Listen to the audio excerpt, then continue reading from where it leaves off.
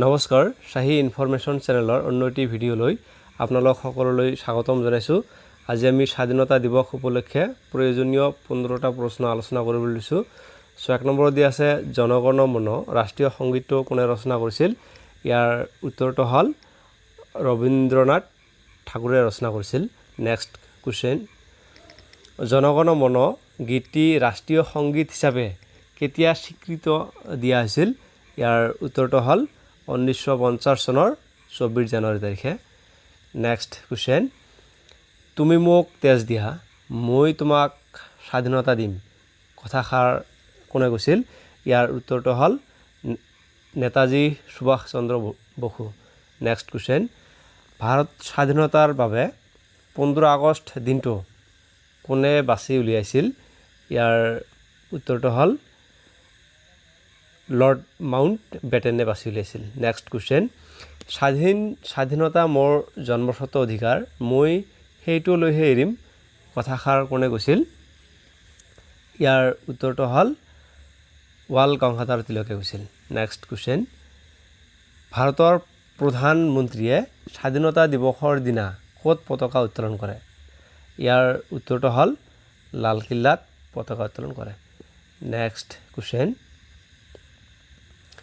সাৰে জাহা সে আচ্ছা সংগীতটোৰ ৰচক কোন? ইয়াৰ উত্তৰটো হ'ল মহম্মদ ইকবাল। নেক্সট কোৱেশ্চন, ভাৰতৰ ৰাষ্ট্ৰীয় পতাকাখন কোনে ডিজাইন কৰি উলিয়াইছিল? ইয়াৰ উত্তৰটো হ'ল পিংগালী ভেংকাই ডিজাইন কৰি উলিয়াইছিল। নেক্সট কোৱেশ্চন, আজাদ হিন্দ ফৌজৰ সংস্থাপন কোনে কৰিছিল? ইয়াৰ উত্তৰটো হ'ল নেতাজী সুভাষ চন্দ্ৰ বসু। নেক্সট কোৱেশ্চন,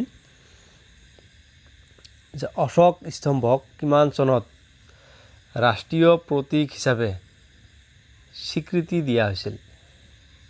ইয়াৰ উত্তৰটো হ'ল 1950 চনৰ 26 জানুৱাৰী তাৰিখে স্বীকৃতি দিয়া হৈছিল। নেক্সট কোৱেশ্চন, বন্দে মাতৰম গীতটোৰ ৰচক কোন? ইয়াৰ উত্তৰটো হ'ল বংকিম চন্দ্ৰ চেটাৰ্জী।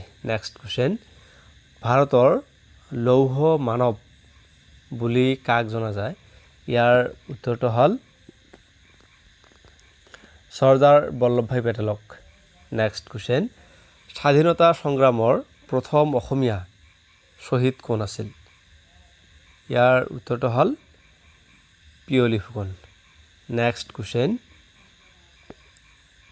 মহাত্মা গান্ধীৰ ৰাজনৈতিক গুৰুজনৰ নাম কি আছিল? ইয়াৰ উত্তৰটো হ'ল গোপাল চন্দ্ৰ গোখল। নেক্সট কোৱেশ্চন, স্বাধীন ভাৰতৰ প্ৰথম প্ৰধানমন্ত্ৰী কোন আছিল? ইয়াৰ উত্তৰটো হ'ল পণ্ডিত জৱাহৰলাল নেহেৰু। এনেধৰণৰ ভিডিঅ'বোৰ পাই থাকিবলৈ প্লিজ চেনেলটো ছাবস্ক্ৰাইব কৰি বেল আইকনটো অন কৰি ল'ব আৰু যদিহে ভাল লাগে নিজৰ বন্ধু বান্ধৱীসকলত শ্বেয়াৰ কৰিব। Thank you very much for ৱাটছিং।